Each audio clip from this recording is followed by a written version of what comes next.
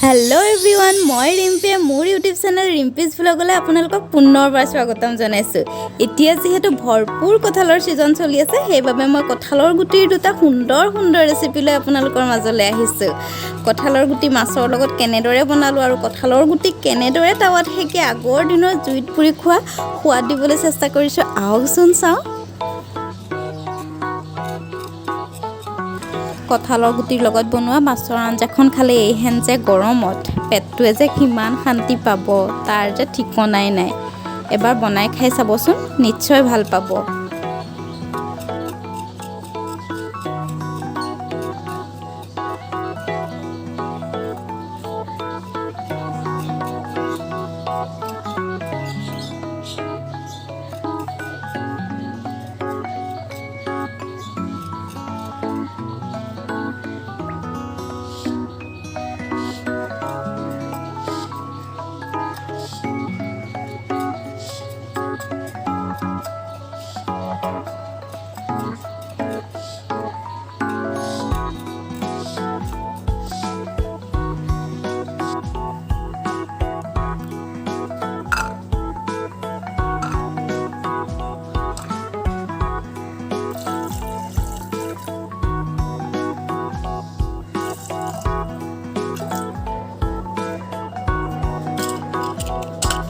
এতিয়া কঁঠালৰ গুটিখিনি ভালদৰে ধুই পৰিষ্কাৰ কৰি ভালদৰে একদম সিজি যোৱাকৈ 5টামান চিটি দি ল'ব।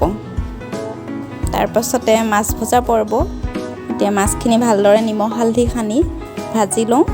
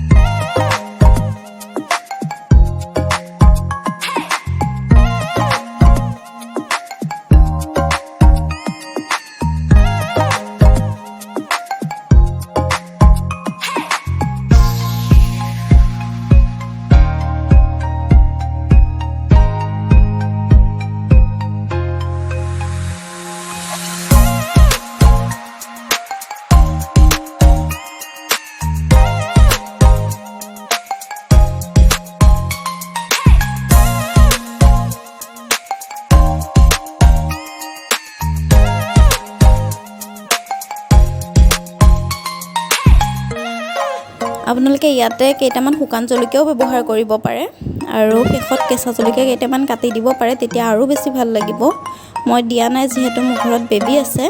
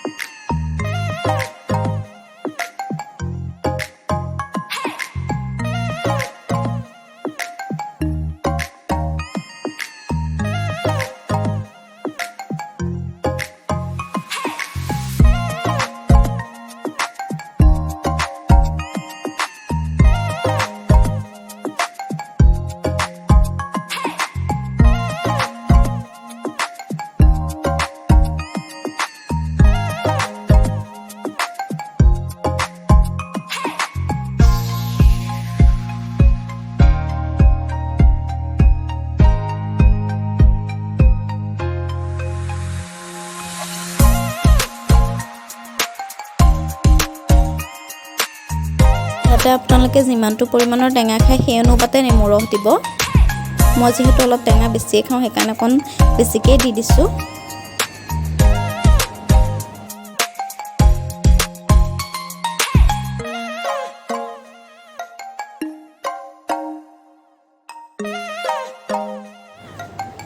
এতিয়া বকবকাই উতলি থকা তৰকাৰীখনত মাছকেইডোখৰ দি দিয়ক। তাৰপিছত আৰু কঁঠাল গুটিৰ সোৱাদটো আহি যাব। আৰু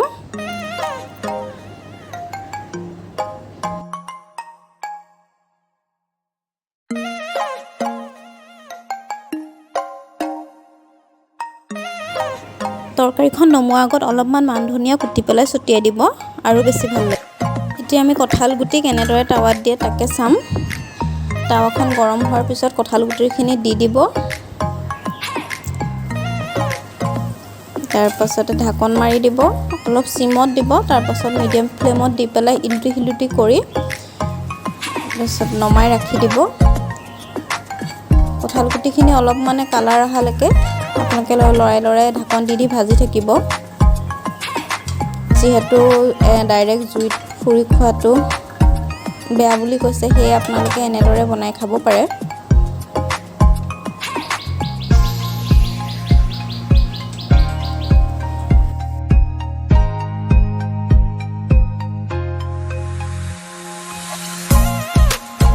কঁঠাল গুটি ভজা হৈ গ'ল। এতিয়া এইখিনি গৰমে গৰমে নিমখ আৰু কেঁচা সৰিয়হৰ তেল অলপ দি পেলাই খাবচোন, বহুত ভাল লাগে। আপোনালোকে ভাতৰ লগতো জুতি ল'ব পাৰে, এনেই আবেলি সময়তো স্নেক্স টাইপতো খাব পাৰে।